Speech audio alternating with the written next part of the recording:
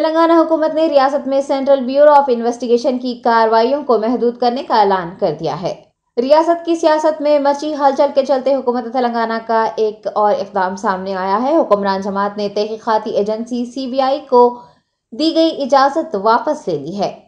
जराये के मुताबिक 31 अगस्त को हुकूमत ने जियो नंबर 51 जारी किया था। आपको बता दें कि इस जियो के मुताबिक रियासत में किसी भी मामले की जांच के लिए अब सीबीआई को हुकूमत की इजाजत लेना जरूरी होगा। ये अहम पेशरफ्त उस वक्त हुई है जब भारतीय जनता पार्टी ने मुबैना तौर पर एमएलएस खरीदारी के मामले में सीबीआई से तहकीकात की दरख्वास्त की है। एडवोकेट जनरल तेलंगाना ने इससे मुताल्लिक़ हाई कोर्ट में तफसीलात पेश की हैं। कांग्रेस कायद व जेएनयू तुलबा यूनियन के साबिक़ सदर कन्हैया कुमार ने कहा है कि भारत जोड़ो यात्रा पार्टी के लीडर्स, पार्टी के कारकुनान की नहीं बल्कि देश के अवाम की उम्मीदों की यात्रा बन गई है। रियासत तेलंगाना में जारी राहुल गांधी की यात्रा में शामिल कन्हैया कुमार ने सहाफ़ियों से बात करते हुए कहा कि कुछ लोग बार बार ये सवाल पूछा करते थे कि अपोजिशन कहाँ है, तो अपोजिशन ने उन्हें बता दिया है कि अपोजिशन मौजूद है और सड़कों पर उतर पड़ी है, बल्कि एक मजबूत अपोजिशन की जिम्मेदारी भी निभा रही है। जेएनयू साबिक़ सदर का कहना है कि हिंदुस्तान जोग्राफियाई तौर पर एक है, जुड़ा हुआ है, ताहम कांग्रेस पार्टी मुल्क को जज्बाती तौर पर एक करना चाहती है, अवाम को एक दूसरे से जोड़ने का इरादा रखती है। उन्होंने ये भी वाज़ेह किया है कि मुल्क को नज़रियात, शनाख्त, लिबास या फिर माशी हालत के नाम पर मुनक़सिम नहीं किया जा सकता। कन्हैया कुमार का कहना है कि कांग्रेस पार्टी मुल्क की अवाम की टूटी हुई उम्मीदों को जोड़ने के लिए निकल पड़ी है और जब कांग्रेस की आवाज़ अवाम तक नहीं पहुंच सकी तो पार्टी ने खुद अवाम तक पहुंचने का फैसला करते हुए इस भारत जोड़ो यात्रा को शुरू किया। सबसे पहले आपका स्वागत करता हूं और हिंदी में बोलूंगा, इसके लिए आपसे माफ़ी चाहता हूं। आपकी भाषा तेलुगु है, लेकिन मुझे तेलुगु आती नहीं है।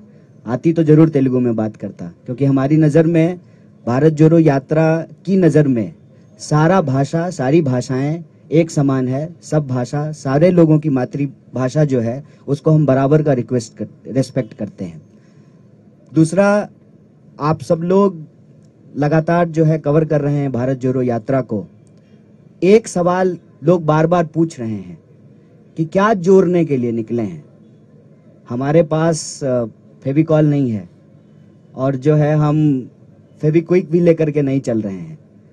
भारत जोड़ो यात्रा का जो मैसेजिंग है उसमें सबसे पहले ये सवाल खुद से पूछना पड़ेगा कि आपको आपकी कोई ऐसी चीज है जो टूटी है।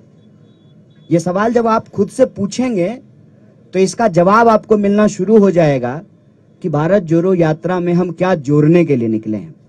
मेरे ख्याल से कोई भी नौजवान इस देश का जिसके पास सारी डिग्रियां हैं, वो इंजीनियरिंग किया है, एमबीए किया है, पीएचडी किया है, तमाम टेक्निकल एजुकेशन लेने के बावजूद जब वो अपना सीवी लेकर के जाता है और नौकरी नहीं मिलती है, तब उम्मीदें टूटती हैं उस नौजवान की, उस नौजवान के गर्लफ्रेंड की या बॉयफ्रेंड की, उसके माँ बाप की, उसके दोस्तों की।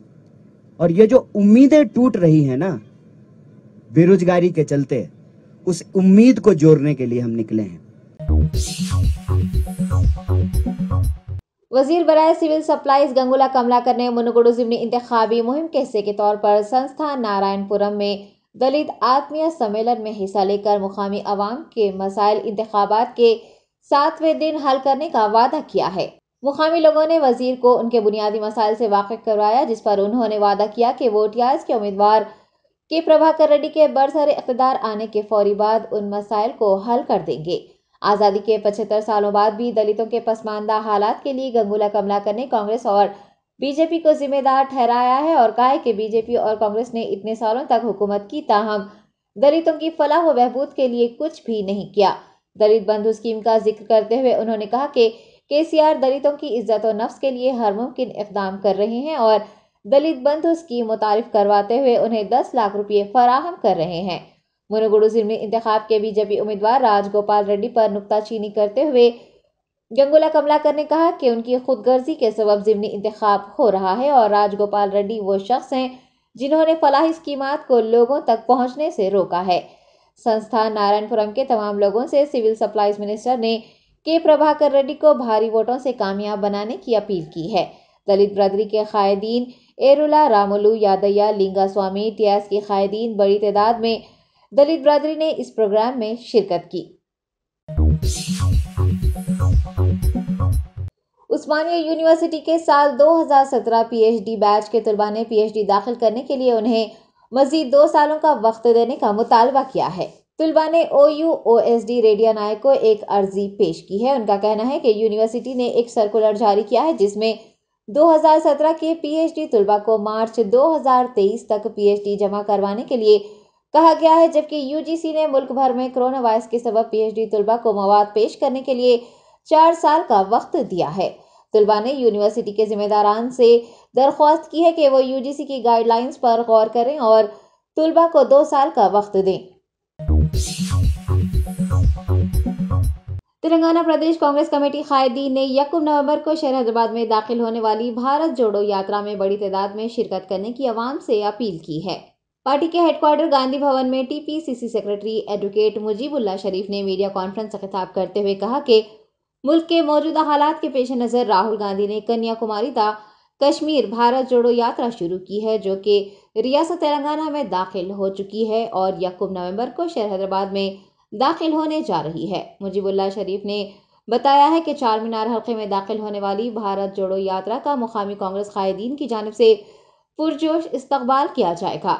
उन्होंने इस यात्रा को कामयाब बनाने के लिए तमाम अफराद हिंदू, मुसलमान, सिख, ईसाइयों से पुरजोर अपील की है और इस यात्रा में शिरकत करने की भी ख्वाहिश की है।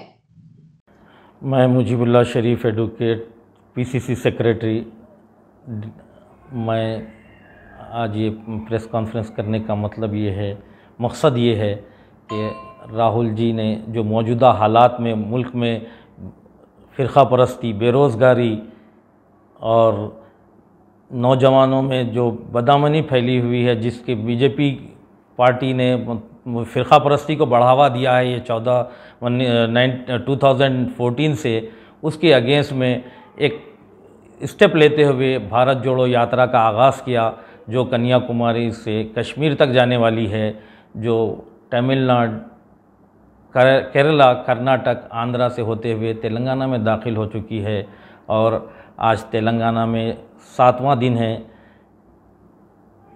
जो शमशाबाद के क़रीब तक होकर रुकेगी।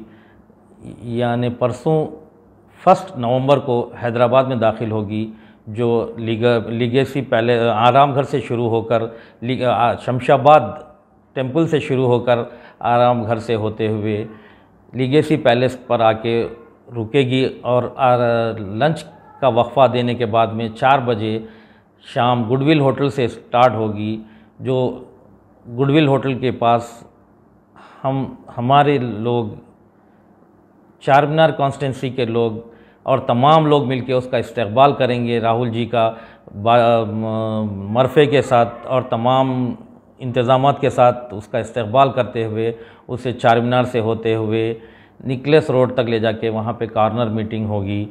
ये सारे इंतज़ामात के लिए तमाम अवाम से, शहर के हिंदू, मुस्लिम, सिख, ईसाई हर एक से ये भारत जोड़ो यात्रा को कामयाब बनाने की अपील करता हूँ। इस यात्रा में हमारे सीनियर कायदीन रेवंत रेड्डी जी और तमाम सीनियर कायदीन बट्टी विक्रमा, उत्तम कुमार रेड्डी साहब और अंजन कुमार साहब, शबीर अली साहब, तमाम लोग इस यात्रा में शाना बशाना मेहनत करते हुए, रात दिन कोशिश करते हुए इसे कामयाब बना रहे हैं और तमाम अवाम से अपील करता हूं कि इस यात्रा को कामयाबी से तेलंगाना से भेजिए। इसके लिए तमाम लोगों का मैं मशकूर हूँ। इमरान प्रताप गिरिया, कन्हैया कुमार भी आई। हाँ, इसमें कन्हैया कुमार साहब भी है और तमाम सीनियर कायदीन दिग्विजय सिंह साहब, जयराम रमेश साहब और इमरान प्रतापगढ़ी साहब, ये सारे लोग इसमें शामिल हैं और अजहरुद्दीन साहब भी इसमें शामिल हैं। और तमाम लोगों से ख्वाहिश करता हूँ मैं, हर फ़िरक़े से, हर तबक़े से नौजवान। उस्मानिया यूनिवर्सिटी के वीसी लॉज बस्ती में सांप के काटने से एक शख्स की मौत हो गई है। ज़राए के मुताबिक धोती अंजया नामी शख्स को सांप ने काट लिया और एम्स अस्पताल में दौरान इलाज वो फौत हो गया। बताया गया है कि उस्मानिया यूनिवर्सिटी के हुकाम ने 9 गांव की बिजली मुनक़ता कर दी थी, जिससे अवाम को काफ़ी मुश्किलात पेश आ रही हैं। कोला प्रजा, तुलबा यूनियन, कई पार्टियों के कायदीन और 9 देहातों के रिहायशियों ने उस्मानिया यूनिवर्सिटी के वाइस चांसलर और हुकाम के खिलाफ एहतजाज किया। अंधेरा होने के सबब सांप डसने का ये वाक़या तीसरी मरतबा पेश आ चुका है। एहतजाजियों ने तेलंगाना हुकूमत, मुकामी MLA MP से इस जानिब तवज्जो देने और इस वाक़े के जिम्मेदारान के खिलाफ कार्रवाई करने का मुतालबा किया है। चीफ सेक्रेटरी सोमेश कुमार को इस वाक़े की इतला मिलने पर उन्होंने शदीद रद्द-ए-अमल का इजहार किया और धोती अंजैया के अफराद ख़ानदान को 1 करोड़ रुपये मुआवजा और ख़ानदान के एक फ़र्द को सरकारी नौकरी देने का ऐलान किया। उन्होंने कहा कि उस्मानिया यूनिवर्सिटी के ओहदेदारों की लापरवाही के जिम्मेदार हुकूमत को समझा जा रहा है। MS एजुकेशन एकेडमी के MS लतीफ़ी 40 के दाखिला इम्तिहान की तारीख का ऐलान किया गया है। ऑनलाइन टेस्ट 26 और 4 दिसंबर को मुनक़िद किए जाएंगे। 40 मुंतखब तुलबा IIT या नीट एंट्रेंस कोर्सेज में 2 साल के लिए 5 लाख रुपये तक की स्कॉलरशिप हासिल कर सकेंगे। आपको बता दें कि 10वीं क्लास में ज़ेर तालीम तुलबा व तालिबात इस स्कॉलरशिप टेस्ट को लिखने के अहल हैं। हिंदुस्तान समेत खलीजी ममालिक में मुकीम तुलबा अपने घर से 26 नवंबर 2022 या 4 दिसंबर 2022 को होने वाले इस टेस्ट में शिरकत कर सकते हैं या फिर दोनों इम्तिहानात भी लिख सकते हैं। इंतजामिया के मुताबिक मेरिट के जरिए 40 तलबा को मुंतखब करते हुए उन्हें 2 सालों में 5 लाख रुपए की स्कॉलरशिप दी जाएगी। याद रहे कि IIT और नीट एंट्रेंस कोर्स के लिए हैदराबाद में कायम खुसूसी कैंपस में रिहायशी और गैर रिहायशी दोनों तालीमी प्रोग्राम्स के लिए तलबा दरख्वास्तें दे सकते हैं। इसके लिए कोई पोशीदा चार्जेस भी नहीं रखे गए हैं। तलबा की मुकम्मल तालीम और बोर्डिंग 2 साल तक मुफ्त रहेगी। मज़ीद तफसीलात के लिए 9573519922 पर रब्त करने की ख्वाहिश की गई है। फुल स्टैक एकेडमी की दूसरी ब्रांच का गच्चीबौली इलाके में इफ्तिताह अंजाम पाया है। एकेडमी की इफ्तिताही तकरीब में doctor Shanta Thutam, chief innovation officer doctor Manzoor Hussain, JNTU registrar ने बतौर मेहमान खुसूसी शिरकत की। शरीक बानी और MD एजाज अहमद ने इस मौके पर खिताब करते हुए बताया कि 3 साल पहले टोली चौकी इलाके में फुल स्टैक एकेडमी का आगाज किया गया था, जिसका मकसद ग्रेजुएट तुलबा को IT मुलाजिमतों के हुसूल के लिए तरबियत फराहम करना था।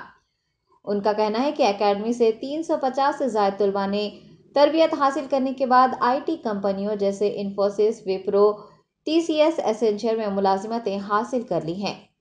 इस मौके पर खिताब करते हुए फुल स्टैक एकेडमी के शरीक बानी मोहम्मद अबू बकर ने बताया कि गच्चीबौली ब्रांच पर फुल टाइम मुलाजिमत की गारंटी प्रोग्राम का भी ऐलान किया गया है। ताहम इस बैच में शामिल होने के लिए तुलबा को टैलेंट टेस्ट पास करना होगा। Doctor Manzoor Hussain registrar JNTU ने मुख्तलिफ तालीमी प्रोग्रामों की इस दौरान वजाहत की और दीगर तफसीलात भी बताई। Progress of Telangana. Right now, out of every 3 jobs in IT industry that are getting created, 1 job is from Telangana. Prati 3 job lo oka job Telangana unne. So with all these IT jobs, if our students don't get into these top paying jobs, then it would be very much useless. So what we as Full Stack Academy are trying to do is form that bridge between colleges and the industry, where our students who are doing engineering, they can easily get into these top paying jobs. So that is the aim of Full Stack Academy. In last 3 years, we have placed over 400 students in around 25 plus companies. And our aim now with Gachibowli branch is to place about 1,000 students in next 1 year in top high paying companies. So that is online platform. So the idea of Full Stack Academy is that this provides an environment. In an online coaching, you don't get the environment. You are sitting alone at a home. You might as well be watching YouTube videos while the training is going on. So what we tell the students, we tell the parents is that come to an academy, sit along with it. You learn along with your friends, along with your peers. There is a peer pressure where there are other 10, 20, 30 students along with you who are also in a similar journey. So you learn from them. And even for the companies, doing a physical training actually gives more impact. मुनुगुडु में वज़ीर आला चंद्रशेखर राव के जलसे में तकरीबन 1 लाख अफराद की शिरकत मुतवक्को है। इस जलसे के सिलसिले में पार्टी कायदीन की जानिब से इंतजामात किए जा रहे हैं। चंडूर बल्दी हुदूद में बंगारी गड्ढा कॉलोनी के करीब 50 एकड़ अराजी पर यह जलसा मुनक्किद किया जाएगा। मज़ीद 50 एकड़ अराजी पर पार्किंग का इंतज़ाम रहेगा। TRS की BRS में तब्दीली के बाद ये पहला जलसा है जिस पर TRS कैडर में काफ़ी जोश खरोश देखा जा रहा है। बैरिस्टर असदुद्दीन ओवैसी MP व सदर कुल हिंद मजलिस इत्तेहादुल मुस्लिमीन ने कहा है कि यह एक तल्ख हकीकत है कि भारत की सियासत में गरीब, कमज़ोर, मजलूम, मुसलमान और आदिवासी की कोई अहमियत नहीं है। सिर्फ दौलतमंद अफराद ही अवाम के नुमाइंदे बनकर ऐवानों में जा रहे हैं। मुसलमानों के वोट की अहमियत को भी घटा दिया गया है। सेकुलर जमातें ये सोच रही हैं कि BJP और RSS से डर कर मुसलमान खुद से उन्हें वोट देंगे। सेकुलर जमातें मुसलमानों को अपने मंच पर नहीं बिठाती। सेकुलर लीडर मुसलमानों के साथ फ़ोटो खिंचवाने के लिए तैयार नहीं हैं। उन्हें डर है कि इससे अक्सरियती वोट बैंक नाराज़ हो जाएगा।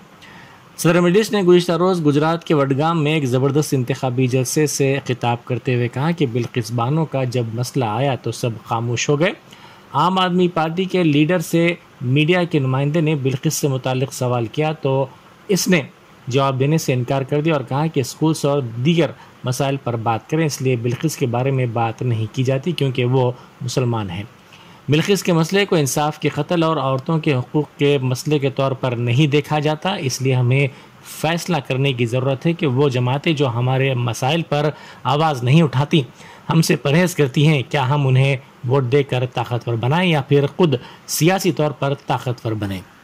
या हमारा हिंदू या OBC भाई हो, नुमाइंदा हमारा हो जो हमारी तकलीफ को समझ सके, जो इन खतरात को हमसे दूर कर सके, जो ऐवान में जाए तो हमारी आवाज बनकर जाए, और ऐसा नहीं कि जिस पर हमने भरोसा किया, जिसके लिए हमने मेहनत और कुर्बानी की, जिसके लिए हमने अपना पैसा और पसीना बहाया, वो जीतने के बाद हमारे भरोसे को ठेस पहुंचाए, बल्कि कामयाबी के बाद वो हमको धोखा दे दे। तो इसीलिए मेरी आपसे गुजारिश है कि अब के बार आप मजलिस इत्तेहादुल मुस्लिमीन को एक मौका दीजिए। बरसों आपने मुख्तलिफ पार्टी के मुख्तलिफ कैंडिडेट और नेताओं को कामयाब किया। आज असदुद्दीन ओवैसी आपके सामने आकर मैं आपसे इल्तिजा कर रहा हूं, गुजारिश कर रहा हूं कि आप मेरी झोली में अपने इत्तेहाद को डाल दीजिए। मैं आपसे कोई दौलत मांगने नहीं आया हूं, मैं कभी भी कि आपसे किसी दौलत की मांग को नहीं करूंगा। मैं सिर्फ आपसे एक तड़प लेकर आया हूं आपके दरमियान में कि ये वक्त मेरे अजीज दोस्तों, मेरे बुजुर्गों, हमको अपनी आवाज को, सियासी आवाज को मजबूत करना है। अगर आज हम इंतशार का शिकार हो जाएंगे और हमारी आवाज उठाने वाला कोई नहीं होगा तो फिर ये खतरात हमारे और करीब होते जाएंगे। इस बात को मैं पहले भी यहां पर खड़े होकर आपके दरमियान में कह चुका हूं और फिर कह रहा हूं, किसी पार्टी को हुकूमत में आने से रोकना या इख्तिदार पे आने पे रोकना ये हमारे बस की बात नहीं है। ये एक तल्ख हकीकत मैं आपके सामने बयान कर रहा हूं और हो सकता कि बहुत से लोग मेरी इस बात से खफा भी होंगे, नाराज भी होंगे, मगर मैं सच्चाई को बयान कर रहा हूं।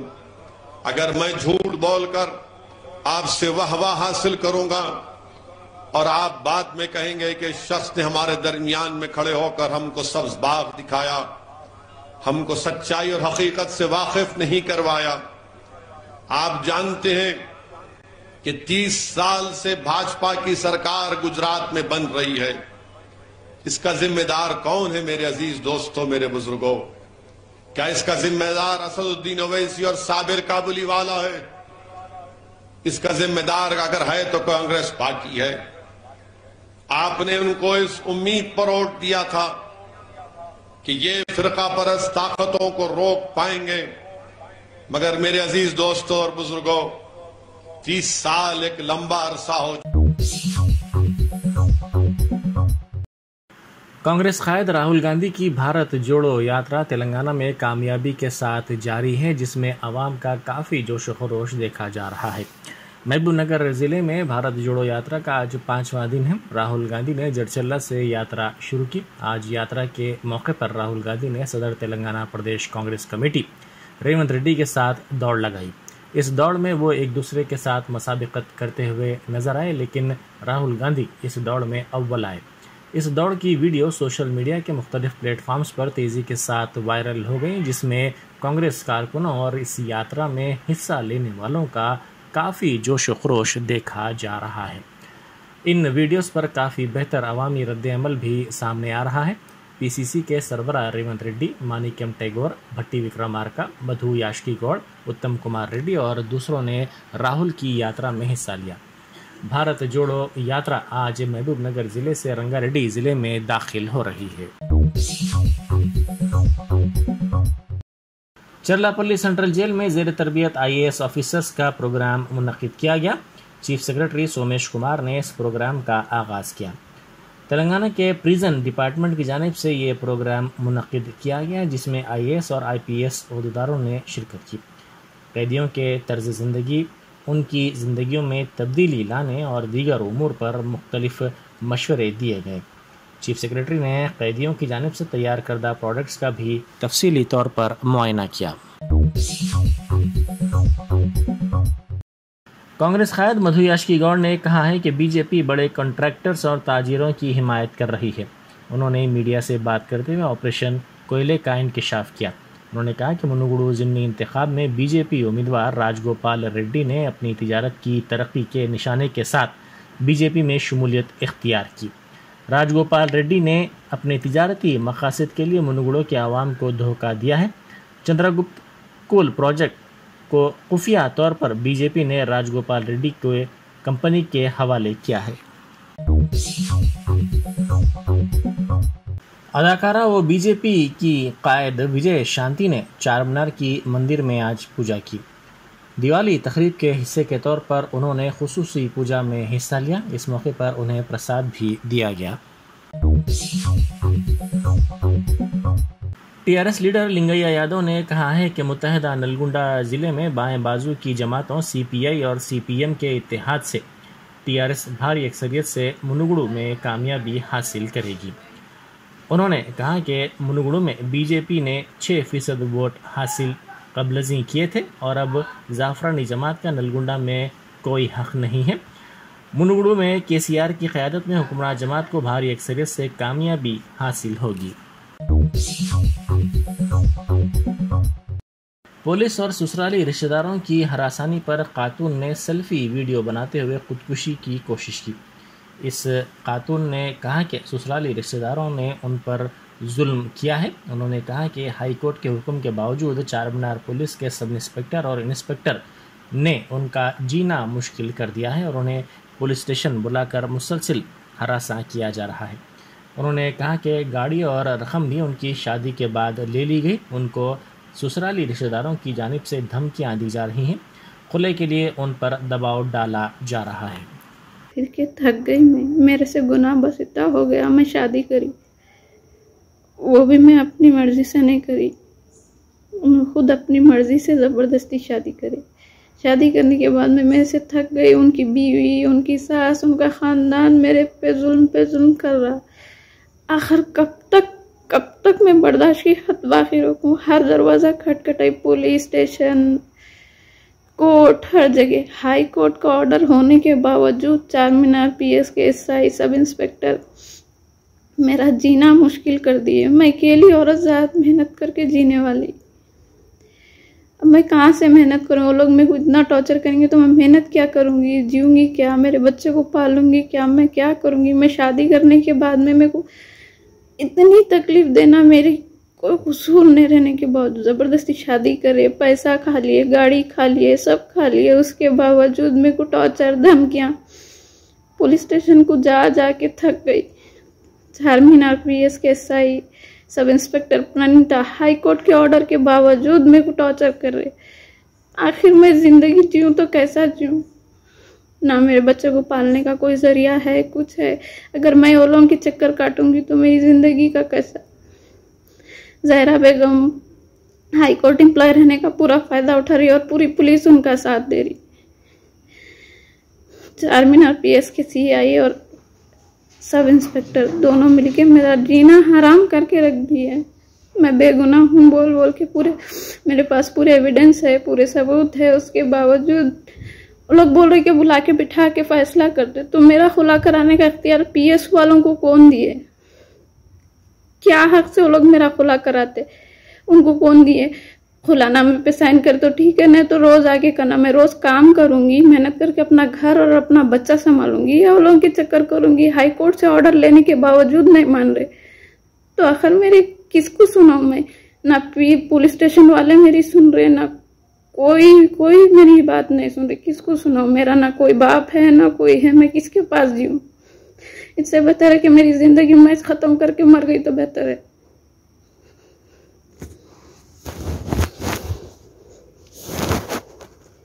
मैं खुद अपनी ज़िंदगी अपने हाथ से ख़त्म कर लेके मरता रहा और मेरी मौत के जिम्मेदार सिर्फ ज़हरा बेगम, चारमीनार एसआई और सीआई है। एमएस तालीमी इदारे को अब बेहतर मियार का ISO सर्टिफिकेट हासिल हुआ है। यह सर्टिफिकेट बेहतर तालीमी मियार पर और बेहतर इंफ्रास्ट्रक्चर पर हवाले किया गया है, जिस पर एमएस इदारे ने मसरत का इजहार किया है। सदर नशीन एमएस एजुकेशन एकेडमी मोहम्मद लतीफ़ खान ने कहा कि मुस्लिम इंतज़ामिया में पूरे हिंदुस्तान में एमएस दूसरा इदारा है जिसको ये सर्टिफिकेट हासिल हुआ है, जो एक कारनामे से कम नहीं है। हिंदुस्तान में कोरोना वायरस के 1604 केसेस दर्ज किए गए हैं और 8 अमवात हुई हैं। मरकजी महकमा सेहत की रिपोर्ट के मुताबिक इतवार को दर्ज किए गए केसेस की तादाद हफ्ते के रोज दर्ज किए गए केसेस से ज्यादा रही है। कल यानी हफ्ते के रोज 1574 केसेस रिकॉर्ड हुए थे। इस दौरान होने वाली 8 अमवात से मुल्क में कुल अमवात की तादाद 5,29,016 हो गई है। एक्टिव केसेस की तादाद 18,317 है, जो मुल्क के कुल मुस्बित केसेस का 0.04% है। 24 घंटों में 2,081 मरीजों के सेहतयाब होने से सेहतयाब होने वालों की कुल तादाद 4,41,04,933 हो गई है। सेहतयाबी की शरह 98.7% रही है। महकमा सेहत के मुताबिक यौमिया मुस्बित शरह 1.0% और हफ्तावार मुस्बित शरह 1.8% है। एक दिन में 1,57,218 टेस्ट किए गए हैं और कोरोना टेस्ट की तादाद 90,08,00,000 से ज्यादा हो गई है। आज सुबह तक कोरोना टीका अंदाजी मुहिम के तहत 219,63,00,000 अफराद को कोरोना टीका दिया जा चुका है, जबकि 4,12,00,000 नौजवानों को टीका अंदाजी मुहिम के आगाज से अब तक कोरोना टीके की पहली खुराक दी गई है। Germanten super speciality hospital, doctor Mir Jawad Zar Khan, senior experienced orthopaedic surgeon, bone fracture, joint replacement, hip replacement और स्पाइन सर्जरी कामयाबी से अंजाम दे रहे हैं। इसके अलावा neuro surgery, cardiology, gynaecology, dental, general medicine, dialysis और फिजियोथेरेपी जैसे शोबाजात में इंतहाई कामयाबी के साथ वाजिबी फीस में इलाज किया जा रहा है। शेयरिंग और प्राइवेट रूम्स। अस्पताल में 24 घंटे MRI, CT scan, 2D digital x ray, ultrasound, operation theatre, ICU और लैब की सहूलत दस्तयाब है। आपकी उम्मीदों के ऐन मुताबिक Germanten super speciality hospital, pillar number 150, Attapur, Hyderabad.